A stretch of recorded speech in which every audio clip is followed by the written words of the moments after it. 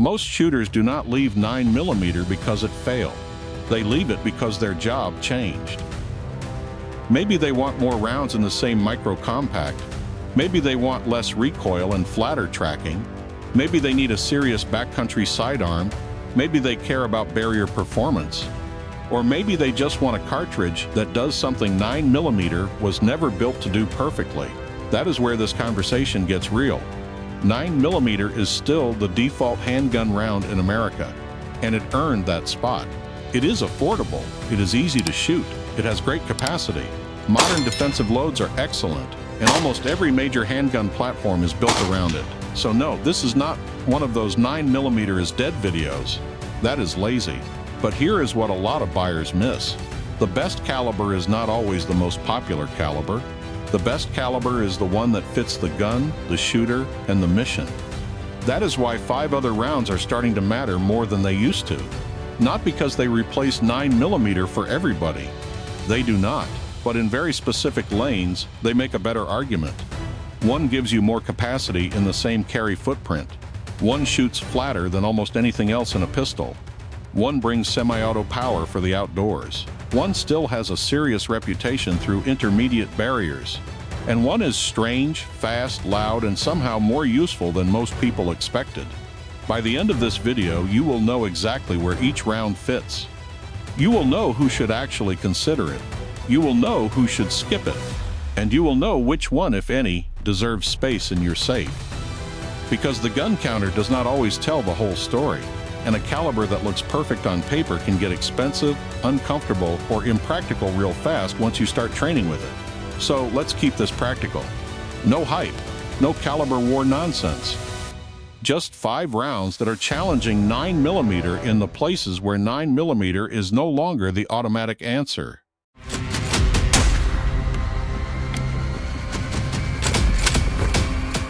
First up is 30 Super Carry. This round was built around one simple question. How do you get more rounds in the same size gun without giving up defensive performance? That is the whole pitch. Not bigger, not louder, not some fantasy hand cannon. Just more usable capacity in the same carry footprint.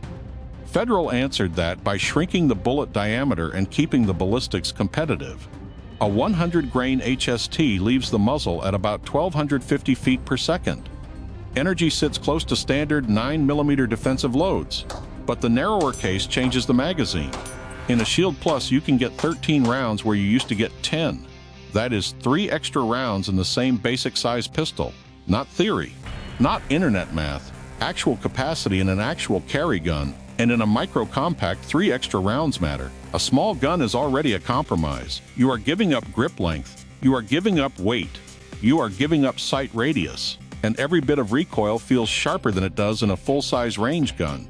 That is where 30 Super Carry starts to make sense. The recoil is noticeably softer, the muzzle tracks flatter on follow-up shots, and the gun is easier to keep under control when you are shooting it like a carry gun, not just slow-firing it into one ragged hole at 7 yards.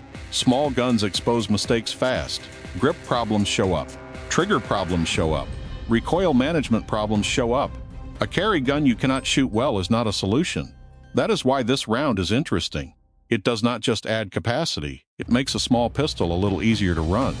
Early on, the big concern was bullet performance. That was fair. People wanted to know if a smaller bullet could expand reliably, especially from short barrels. The federal HST loads have done a lot to answer that question. They expand reliably in testing and give the round a legitimate defensive argument. But here is the part buyers need to think about. Price and availability. You are looking at around $35 for a box of defensive loads. Practice ammo is not exactly bargain bin cheap either. So the real question is not just, does the round work? The question is, can you afford to train with it? Can you find it locally? Can you keep enough on hand to actually build skill? If you carry appendix, run a micro-compact, and want 3 more rounds without stepping up to a bigger gun, 30 Super Carry earns a real look. My take is simple. This is probably the most legitimate 9mm challenger for pure concealed carry. Not because it replaces 9 for everybody, because it solves one concealed carry problem very well. Next up is 5.7 by 28. For a long time, this round lived in a weird corner of the gun world.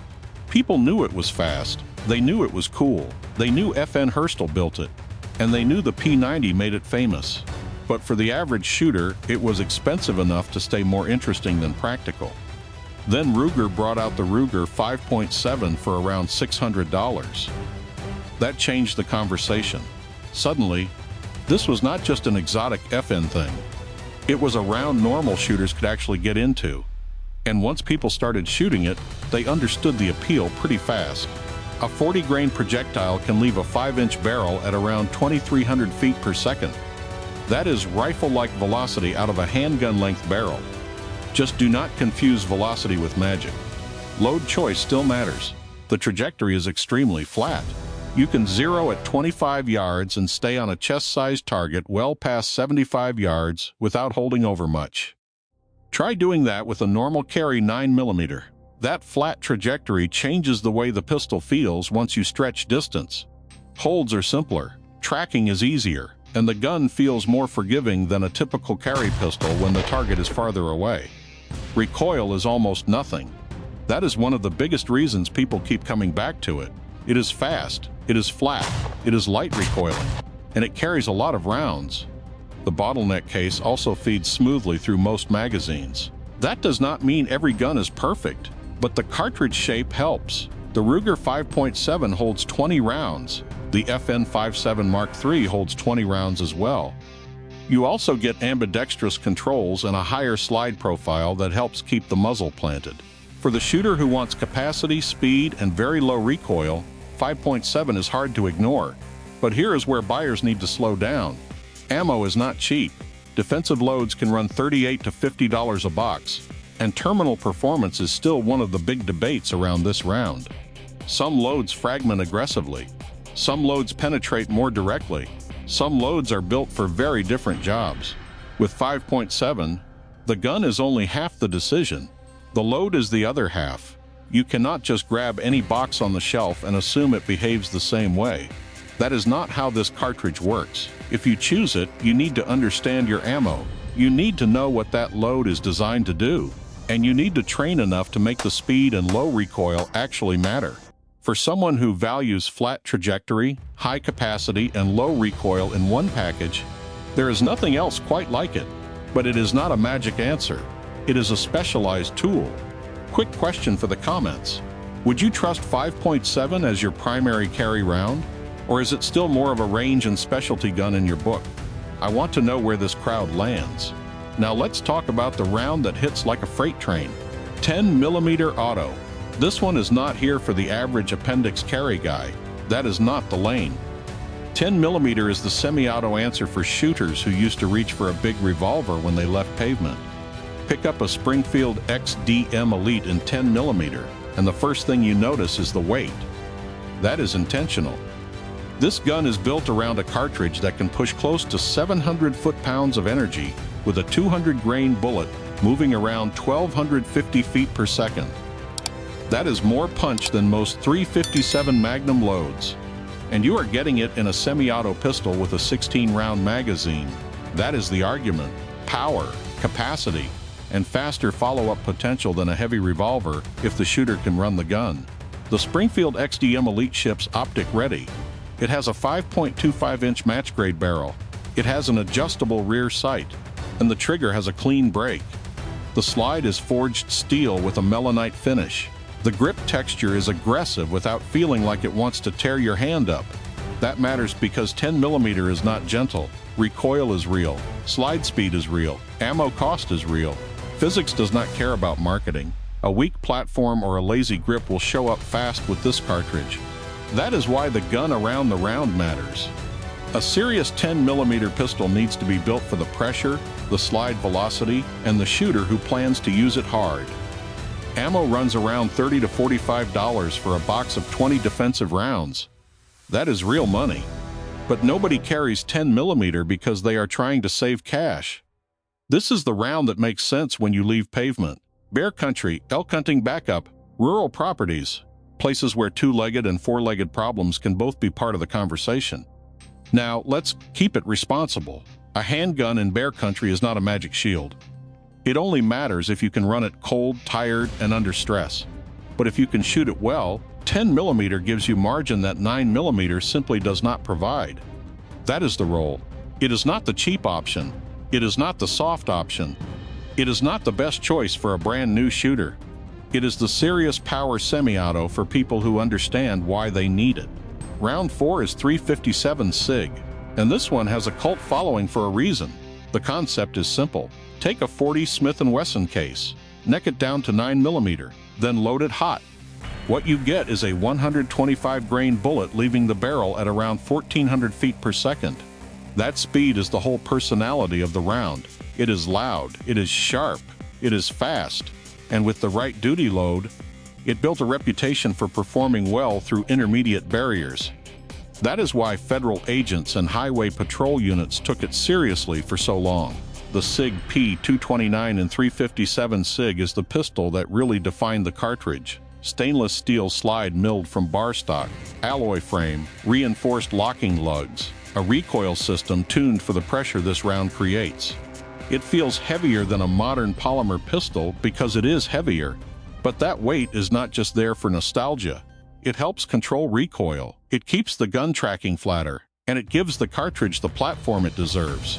Where 357 SIG shines is barrier performance, auto glass, car doors, heavy clothing, intermediate barriers that can make handgun bullets behave badly.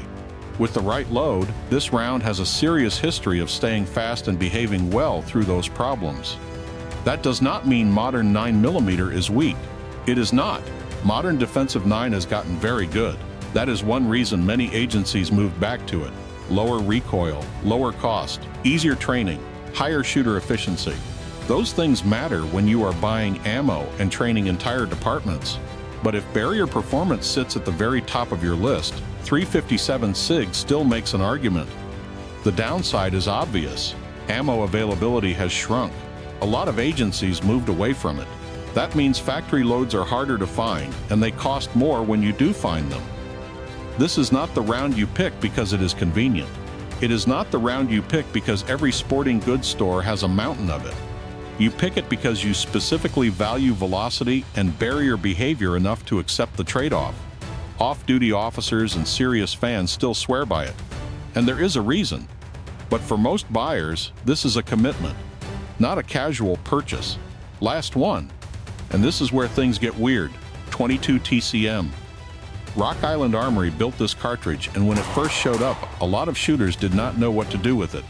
The recipe sounds like something a Wildcat guy cooked up at a reloading bench. Take a shortened 223 case, neck it down for a 40-grain 22 caliber bullet, then push it to around 2,000 feet per second out of a 5-inch barrel. That is varmint rifle style speed from a 1911 frame. And no, it does not feel like a normal pistol round. The trajectory is flatter than anything else on this list. Recoil is softer than 9mm because the projectile is so light. And the muzzle report, the fireball, and that sharp crack make it sound different from anything else on the firing line. You will know when somebody is shooting 22 TCM. The Rock Island TCM 1911 is the main launch pad. Parkerized steel frame, fiber optic front sight, skeletonized trigger and hammer, and a ramped barrel built specifically around that pressure curve.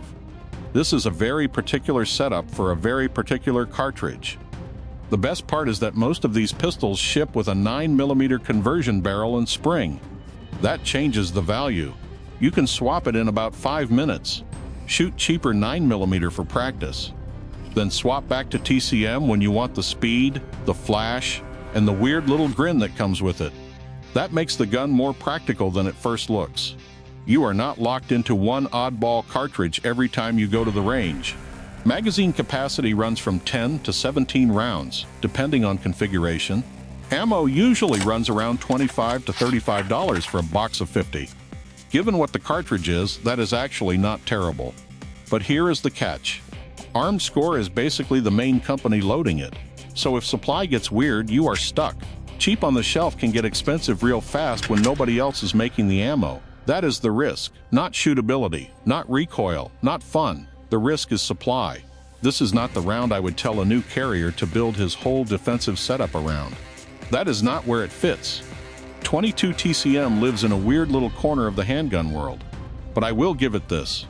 It is not boring, and it actually shoots. As a novelty that gives you serious velocity in a pistol frame, nothing else really occupies the same lane. Here is the honest bottom line. 9mm is not losing because it got worse. It is losing a little ground in specific lanes because shooters got more specific. And honestly, that is a good thing. If you carry every day in the city and want a soft shooting compact, you are probably looking at 9mm or 30 super carry. If you want flat trajectory, low recoil, and high capacity, 5.7 deserves a serious look. If you carry outside city limits, spend time in bear country, or want a hard-hitting semi-auto outdoors gun, 10mm is the obvious conversation. If you care about barrier performance and you are willing to live with cost and availability issues, 357 SIG still has a loyal lane. And if you want something almost nobody else at the range has, but it actually performs, 22 TCM is sitting in its own strange little category. The old rule was simple: one gun, one caliber, done. That rule is fading. Modern shooters are matching the round to the mission. They are thinking about where they carry, how they train, what ammo costs, what recoil does under pressure, what the gun feels like after a few boxes, not just the first magazine. That is the part the gun counter does not always tell you. Every one of these cartridges has a reason to exist, but every one of them also has a trade-off. More capacity may cost more money, more velocity may require smarter load selection, more power may demand more training, better barrier performance may mean worse availability, and something fun and fast may still be too niche for serious everyday use. That is not a problem. That is the decision. So do not pick the round because the internet is arguing about it. Pick the round that fits the job. Know your state laws. Know your carry setup. Train with what you actually carry. And be honest about what you can shoot well. Drop a comment with the round you are actually running, or the one you are thinking about picking up next. And if you want the deep dive on 5.7 defensive ammo, because that is the fight everybody is having right now, hit subscribe. That video is coming next. Stay sharp, stay trained, and pick the round that fits the mission, not the trend.